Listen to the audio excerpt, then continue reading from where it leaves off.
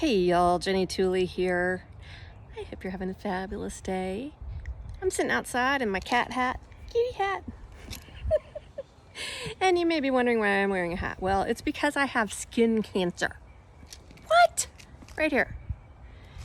Oh man, oh man, oh man. Seriously? Yes, skin cancer is real. I'm just gonna tell you a little story about it because I think it's worth talking about.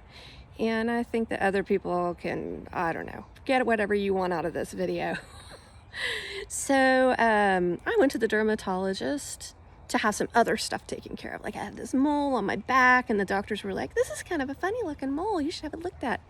So I went and had all this stuff looked at and they were like, oh no, nothing. And she was going to take some little things off of my little skin tags off my eyes and stuff. And I said, you know, what is this?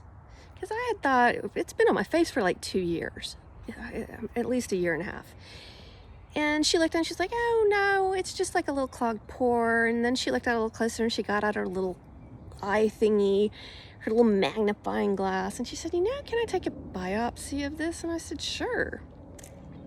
Well, it turned out to be basal cells. Now, it's not a big deal. No worries here. Basal cells are, yeah, they're cancer, but they don't metastasize. They just kind of keep growing in the same place and getting bigger and bigger and bigger, right? And you can totally have them taken off. So, but it was still like, really? I have skin cancer? How do I have skin cancer? So that's why I have the hat on. I'm always wearing my hats out. I decided instead of freaking out that I was going to take it as a fantastic opportunity to find some fantastic hatteries. So this has become a normal part of my outdoor life. I have a hat everywhere. It's kind of like reading glasses. I have reading glasses all over my house, and now I have hats in my car, on the back porch, on the way out the door. This is actually from the biopsy. I haven't gone in to get the surgery yet. It's called Mohs surgery. I got really lucky because they were able to get me in before the end of the year, so my insurance should cover most of it. And basically, it's fascinating to me. They're going to go in and they're going to take one little layer of skin off at a time, and then they're going to look at it in the lab, and then they'll go, okay, there's still some cancer cells, so they'll take another one off and look at it again until they don't see any cancer cells, and that's it. And I think that's like a 98% efficacy rate. So that's pretty cool. I'm not really looking forward to it, but you know, in all things, it's not a big deal.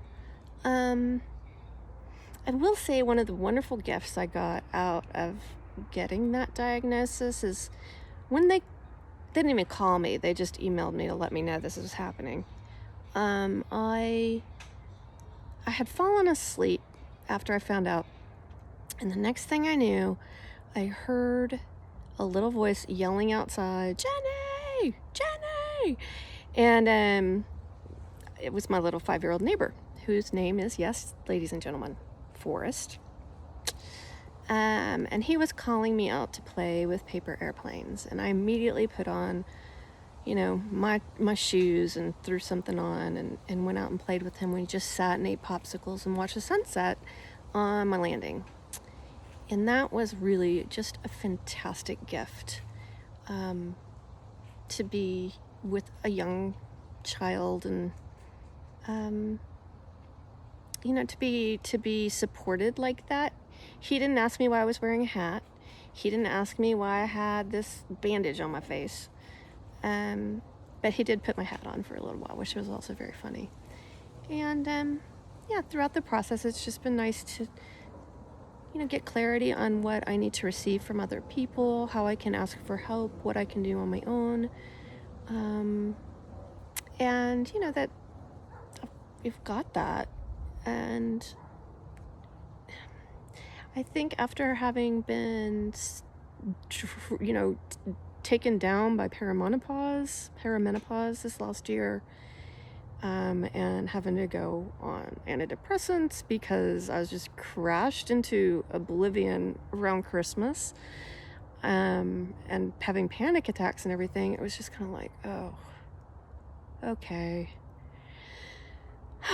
I guess this is just that year. It's just that year.